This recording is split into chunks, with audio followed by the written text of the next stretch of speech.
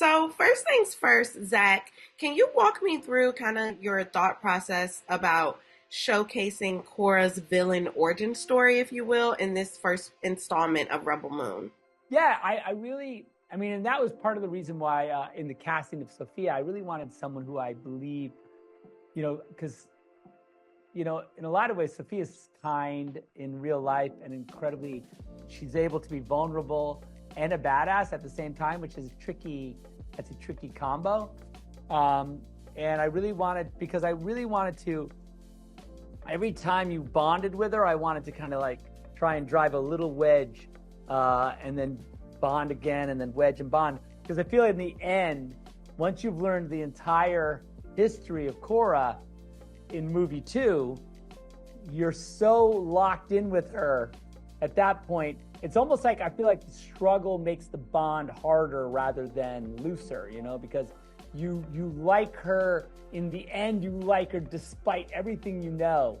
And I think that's a true, your relationship with her is really stronger than if she was always good and you're just like, oh, you know what, she's just a goody two shoes, whatever. Yes, she definitely took me on a bit of an emotional roller coaster while I was viewing the screener. And my other question for you is, one thing that I loved is that this is a story centered around farming as well. Like me coming from a long generation of farmers, was that intentional for you to include that in the storyline, especially given some of the things that farmers are up against when it comes to technology and just things changing? Sure. I mean, yes.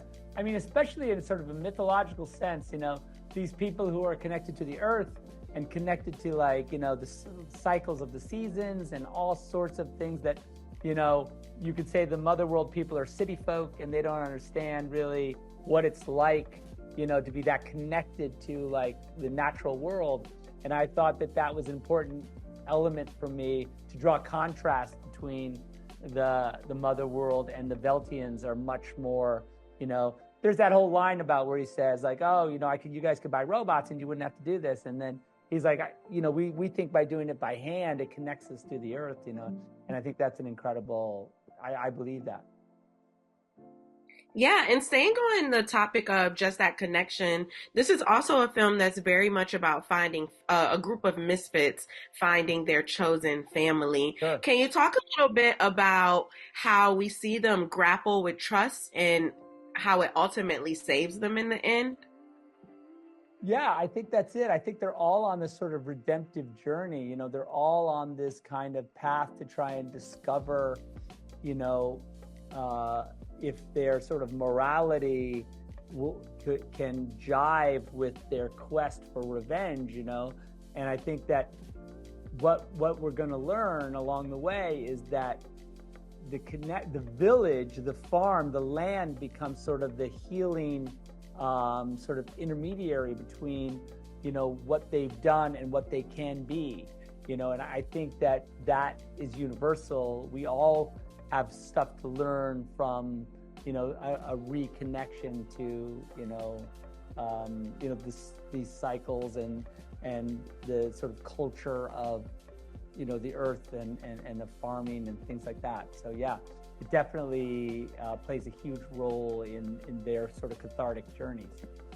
Absolutely. And then just lastly here, can you briefly tell me what was the most memorable scene for you? Like having seen the project all the way through from beginning to end, which Yeah. scene stands out the most? Well, right off the top of my head, I would say one of the biggest scenes, one scene that stands out to me really sort of in this movie is the first time that Noble arrives in the village and we meet him, and then they talk and sort of do a walk through the entire village. And then they end in the longhouse and there's a big sort of discussion and events happen there. That whole scene was quite extensive to photograph and slightly difficult, but Ed and Corey did such an amazing job kind of navigating the emotional space of these two sort of equally matched sort of leaders having to sort of figure out what's best for their people and and try and be diplomatic and not diplomatic and all that. That scene stands really out to me as like one of these great, and really stands out to me also because of my incredible technicians that I was working with, because having to manage that entire sort of the physical act of shooting from the bottom of that giant hill that we had built up to the top and into the longhouse was quite, because that's all, those sets were all, they were all practical. So when the camera goes inside the longhouse, it physically, we shot that inside that building that we built there. So it was really, we didn't switch over to the stage, we shot it right there. So it was quite an incredible experience, even just physically moving through the space. Yes, well, hats off to you all for a fascinating film, and congratulations. Thank you very much. Well, let's jump right in. And so, Djimon, I'm going to actually start with you because one of the central themes of Rebel Moon is that this group of misfits, if you will, are finding their chosen family amongst one another. Mm-hmm. Talk to me a little bit about how this ultimately becomes General Titus's saving grace by the end of the film. Oh, wow. We've... Of course, Zack Snyder created a world in which I can once say I can see and feel the continent of Africa resonating and coming off the page of what was written. Certainly the geopolitical tentacles that have been holding the continent of Africa back for a long time plays out so vividly here, right? And that said, with an amazing combination, I mean, world class, as I would say, of actors, being, you know, I mean, myself coming from Africa, Staz, Russian and Indian, with the addition of his partner, who's the white. Angolan. The wife, Portuguese and Angolan. Yeah. So he of course, not only he wrote an amazing epic story, but also a story that we could all organically feel very connected to, given the fact that what so many of us are, you know, experiencing or have overcome in our journey, right? Yeah. So I think it speaks volume of what's going on today, you know, and like I said, specifically about the continent of Africa, it certainly resonates, powerfully. Absolutely, I definitely agree, and I love the central theme being centered around farming, like with myself coming from an extensive farming family. Yes. So I thought that was beautiful. That was very organic to the story. Yeah, because it's like that one-on-one connection with the earth. So I thought that was really cool. And for you, Staz, I know that you previously mentioned that we're going to learn a lot more about your character's backstory in part 2 of this film. But can you walk me through where we meet him in the beginning, in that first scene, versus where we will be left with him by the end of the movie? Yes, absolutely. I can't give you where we left. Oh, end of the first part, not the whole movie. When you say the movie, I think of part 1 and part 2. Right. Yes. Listen, when we find him in a state of disarray. You know, we always say in these interviews, this isn't a story about superheroes. This is a story about heroes, and heroes start off flawed, broken. It's the rise to the occasion that makes people heroic. And, you know, so even when you find us, we are still becoming, as Djimon said earlier today, heroes. You know, we're still finding that within ourselves, what's laying dormant inside of us. So when we find him, he's kind of lost a lot of what makes him Tarek, or makes him him. He's had to strip away aspects of himself to survive. And when Sofia's character Cora and Charlie, when the crew come to pick him up, he's very distrustful, but what he does have is this still yearning desire for redemption and somewhat revenge. And I think this is an interesting thing I was thinking about just now after the conversation we had about the difference between justice and revenge. I feel like a lot of us, we start out coming for revenge, and then we end up beginning to cleanse ourselves of these traumas that got us in these positions and start going for justice? Well, because I think at that point, it's not about us individually anymore. Exactly. It's about the group. It's about the collective, and it's about the collective having to do what is right, not just what is just, not for for everyone else. Yeah. So that's so I think, to answer your question, that's where we find him, and where we find towards the end of this, you start seeing these moments for this real connection, for a reason to live and fight beyond yourself. And through the similar stories, reflecting enough to grow out of the darkness or the void that we all are kind of found in. I definitely agree. Well, I'm so excited, and I'm grateful for your time today, and congratulations on a great film. Thank you. I'm glad you enjoyed it. Take care, Candice. Thank you. Ray, let's start with you, because this is very much a film about a group of misfits, if you will, who sort of find their chosen family amongst one another. How does this ring true for the community that your character has built alongside his sister? Oh, well, I think that's a great question. I think the Blood Axes have built their own their own rebellion since the beginning of this insurgency. And when they encounter Cora and the group that she's building, I think that ignites, and in some cases reignites, something within Darien that reminds him of when their insurgency, when their rebellion was at its infancy, right? When the cause was still pure. And I think that really inspires him to take some leaps of faith in this film and ultimately help the group. Yeah, and speaking of those leaps of faith, Cleopatra, your character is kind of like polar opposite when it comes to your brother and him wanting to join this fight. Can you talk about like what makes them like so much alike despite their differences? Yeah, well, the Blood Axes, they're survivors, and they're warriors, and they're very fierce and very highly skilled, and they've lost a lot. And I think that's what everyone in our rebel group have in common. Devra leads with her head, and Darien leads with his heart, and I think that's the biggest difference between the two. And as you mentioned, they do see things a little differently sometimes, but I think when you're co-leading any group, that's always going to come up. And I think thankfully they balance each other out enough to have successfully evaded this insurgency. Yeah, and then lastly for you, E, because your character is so willing to just follow Darien and go to combat with him, can you talk a little bit about how that speaks to him as a leader and why your character is so like gung-ho to join that fight and be connected to her chosen family, if you will?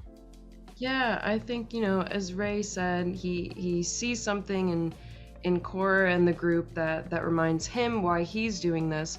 So I think then Milius in turn sees that spirit of revolution really living in him, which is probably the first thing that drew Milius to the group and inspired them in the first place.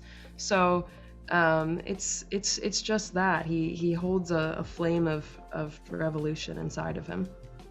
Agreed. Well, thank you all so much for your time today, and congratulations on a phenomenal film. Thank you so much. Thank you. You're welcome. And I'll actually start with you, Sofia, because this film is one about finding family. How would you say this especially rings true for your character, like a group of misfits finding their chosen family, if you will? Oh, it sounds like what everybody seeking that deserves. You see that at the end of the film when Cora says, "I have never had a place to call home." And all of a sudden you can feel with everybody around her, Tarak, Milius, Titus, and Nemesis, that there is, and Gunnar, of course, that there is like a strong bond happening there. And you can feel that it's like finding your family away from home. And it's inspiring. And in a way, it's so funny. It reminds me of us. In real life, because as actors, we hop from project to project, and you create bonds with people. Even when I used to dance, go on tour, and you create mini families, you know, and that's kind of like this, exactly. I think all of us, like, really, it's an innate human thing to just need community and tribe. And you know, if we don't have community and tribe, then we can also look for that in the wrong places, you know, and get caught up in the wrong things. But all of it is born out of a primal instinct to belong and to have a family. So definitely in real life, we're all like farmers from Velt. Yeah. We're all like Cora. Yes, absolutely. And you know, speaking of that, like finding that family or that bond in the wrong places, Ed, what would you say how would you say your character is like, what role does he play in Cora's villain origin story, if you will? I think the interesting thing that you're going to find out in number 2 is he's not very pivotal to her. He's kind of got nothing to do with her origin story. You know, he is in the present, as we see. There's going to be a lot of flashbacks. You know, every character is there to serve a purpose. Every antagonist is truly there to serve the protagonist. You know, as I go into any role, you know, I don't think about it just as me and what I can do and how I can, you know, bring something to it. It's like, how can I support the other people? And how does my character enforce the relative positions of the other cast members, especially the protagonist? So, you know, Admiral Noble is very important to Cora's arc, Cora's story. And it was important for me to be that kind of opposite to her. So in a way, we don't want, I mean, if we look at the film and we see you as the bad guy, we don't want you to get there and for this to ever had happened. But in a way, I feel like Cora would have not come to herself. Right. And at the end have the ability to say, I've never had a place to come home, and have gathered a family and gone home and have given herself the ability to start forgiving herself if it wasn't for him coming at some point. Because when we first meet her, she's still pretty closed off and she's still pretty internal and wounded and not having given herself the chance to start forgiving herself. But because she's basically, by Noble arriving, she's given herself the opportunity to do something good. I think adversity and trauma and ruptures, if you have a community, as Cora has around her, that's willing to support and love and nurture and help you through, then it can be such an incredible learning moment. Truly, in my life, it's been like that. I'm grateful for the support I've had around me, and I've had to lean on them in certain times. But like the darkest moments and the hardest things, and having to really face your shadows, that's how you can get closer to balance and come closer to the light. So yeah, maybe Noble did help. Yeah, no, absolutely.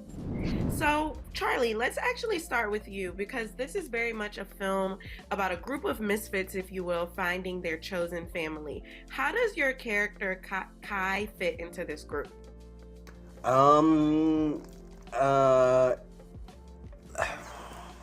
What's a good word for when somebody doesn't fit into the group? Like, it's ill-fitting, I think, his participation.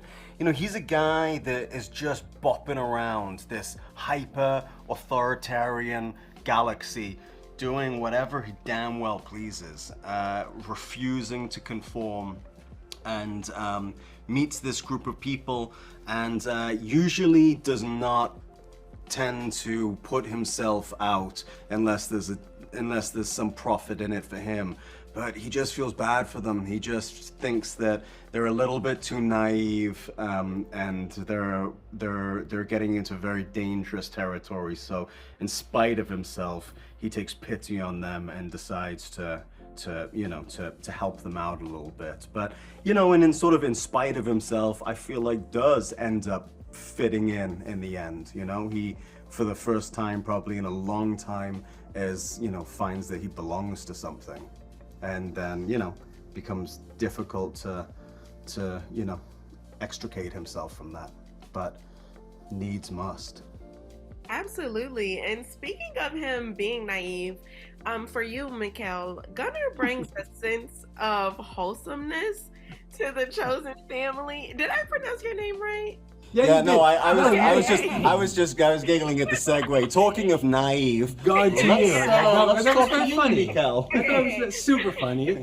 But I also like how you're talking about like these characters finding or choosing their new family or something. I always felt like my character Gunnar is in a way the one that perhaps shows them what that family could look like. He's from a place called Velt that in a way resembles maybe of all the galaxies Earth most, and very peaceful community and a family that over the course of our story, these warriors that we assemble with the help of Kai find it worth dying for, fighting for, and saving. Absolutely. And, you know, I wanted to know in what ways, because Gunnar brings a sense of wholesomeness to this chosen family as a farmer. What would you say, how would you say he helps kind of restore Korra's faith in people and love as a whole by the end of the film? Okay, I think that Korra has put up walls around her heart, so to speak, in order to save herself and protect herself. And I think something that, I mean, that's quite the opposite for Gunnar. He carries his heart in his sleeve, and maybe because of that is able to break through her in a way, or pull her out of that, and you know, hopefully help her find happiness in life, you know? Absolutely. And then just lastly for you, Charlie, I love this film because it just has so many cool scenes. So I have to know, what was the most memorable scene for you to shoot and why? You know, they were all so much fun. I've never had as much fun playing a character or being with a group of other actors as I did on this film. It was just, it was straight up for the love of the game. You know, there was no sort of career trajectory or any sort of agenda that I had for making this film other than just loving this character. And so it was all just an embarrassment of riches, you know. It was like a romp to show up every day. There were scenes that were sort of difficult, you know. Michiel and I have a lot of moments to shine in this film, and then we have some moments where sort of in the background. And the Hamada fight, which is the spider fight, took a long time to shoot. And Michiel has a really wonderful moment in that sequence. I don't, and it takes a long time to shoot that. And so we literally stood stationary in the background of a shot for 18 days while they shot that fight, and I sat there like this for like 14 hours a day, 18 days. So there were a couple of sequences that were like, wow, this is really like a labor. And then there were the scenes that were just, you know, awesome. I mean, I think the first scene where my character's introduction, I really enjoyed that day. And I think the last scene that Kai is involved in part one, I really enjoyed, particularly the moment that Michiel and I had. A lot of that stuff that happened between us at the end of the screen, at the end of that scene, was not scripted, and it was just Michiel and myself and Zack filming us very close, and it was really strange, those like hours of shooting, but really fun. Yeah, I love that moment too. Yeah. Well, thank you guys so much, and hats off on a fantastic film. I'm glad you enjoyed it. Thank you. Of course.